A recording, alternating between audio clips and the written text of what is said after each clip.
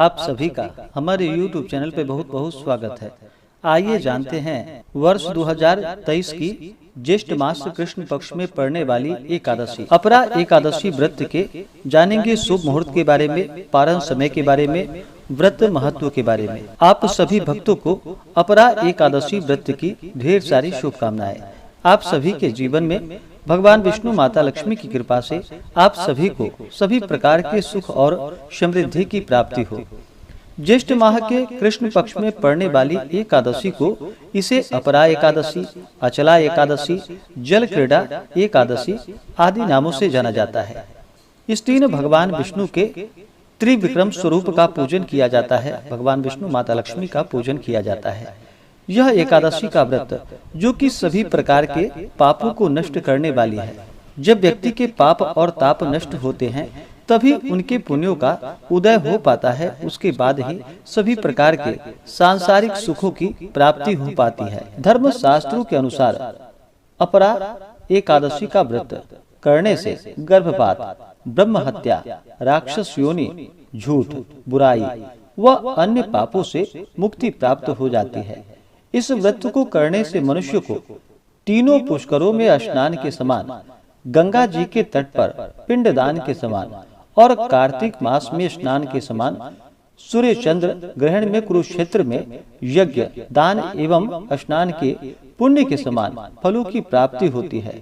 जो व्यक्ति पूरे विधि विधान के साथ अपरा अचला एकादशी का व्रत करते हैं, इससे सौभाग्य की प्राप्ति होती है, पापों से मुक्ति तथा मृत्यु के बाद भगवान विष्णु के धाम की प्राप्ति होती है। जो भी एकादशी का व्रत करते हैं उन्हें एकादशी व्रत के लिए जो कि दशमी के दिन से ही व्रत में नियम का पालन करना चाहिए। दशमी तिथि के दिन सूर्यास्त होने से पहले ही शुद्ध और सात्विक आहार ग्रहण कर लेनी चाहिए। उसके बाद दांतों को अच्छे प्रकार से साफ करके रात्रि में ब्रह्मचर्य का पालन करते हुए भगवान विष्णु के और एकादशी व्रत का स्मरण करते हुए सोना चाहिए।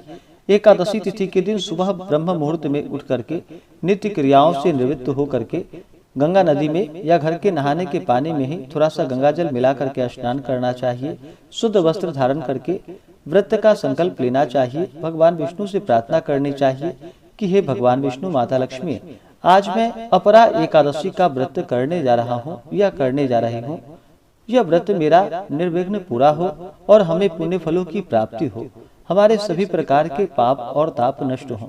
इस प्रकार से भगवान से प्रार्थना करें। आपके मन में जो भी इच्छा हो, जो भी कामना हो, वह प्रभु से कहें। और इस दिन भगवान का पूरे विधि विधान के साथ दिन रात्रि उपवास रहते हुए भगवान का सुबह और शाम के वक्त पूजन करना चाहिए। जो उपवास नहीं रह पाते हैं, जिनका स्वास्थ्य सही ना हो, वो एक समय फलाहार ग्रहण करे और भगवान का पूरे विधि विधान के साथ पूजन करे। एकादशी की रात्रि जागरण करते हुए समय को व्यतीत करे और अगले दिन जाकर के सुबह उठ करके स्नान करके शुद्ध वस्त्र धारण करके ब्राह्मणों को भोजन करवाए, ब्राह्मणों को दान और दक्षिणा दे, गरीबों को भोजन करवाएं और व्रत का पारण समय के अनुसार करे। इस प्रकार व्रत को धारण करने से सभी प्रकार के पाप और ताप नष्ट होते हैं। तो आइए जानते हैं ज्येष्ठ मास कृष्ण पक्ष की अपरा एकादशी व्रत के शुभ मुहूर्त के बारे में। एकादशी तिथि प्रारंभ समय जो कि 14 मई 2023 दिन रविवार रात्रि 2:47 और एकादशी तिथि की समाप्ति जो कि 15 मई 2023 दिन सोमवार रात्रि 1:05।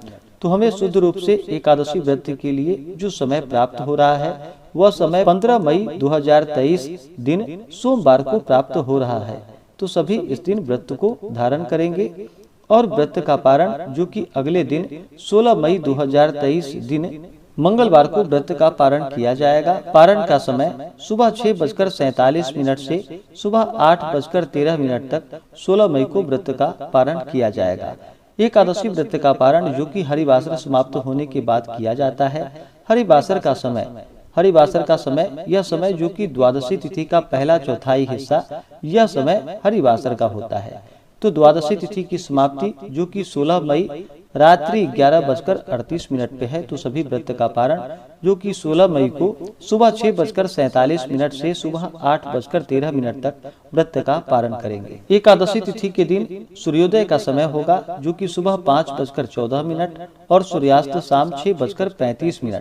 नक्षत्र जो कि पूर्वा भाद्रपद नक्षत्र सुबह 9:08 तक, उसके बाद उत्तरा भाद्रपद नक्षत्र।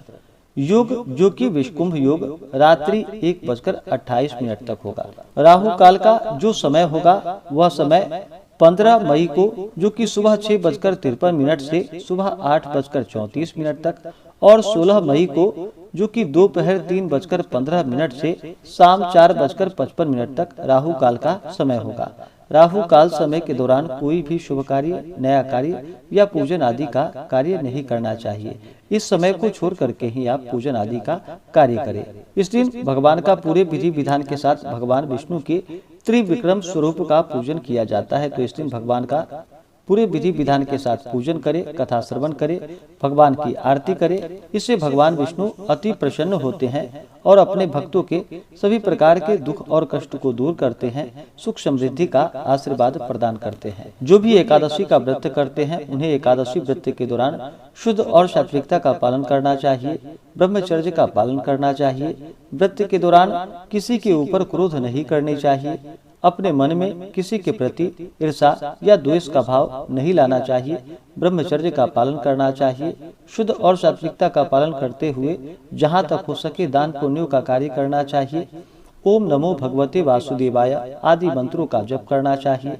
इससे भगवान विष्णु अति प्रसन्न होते हैं और अपना कृपा प्रदान करते हैं। तो आशा करता हूँ कि यह जानकारी आपको अच्छा लगा हो। ऐसे ही ज्ञानवर्धक जानकारियाँ प्राप्त करने के लिए हमारे इस चैनल पे अगर आप नए हैं तो चैनल को लाल बटन दबा करके सब्सक्राइब करें, साथ में बेल आइकन घंटी को दबाएं ताकि मेरे वीडियो का नोटिफिकेशन आपको समय से मिलता रहे।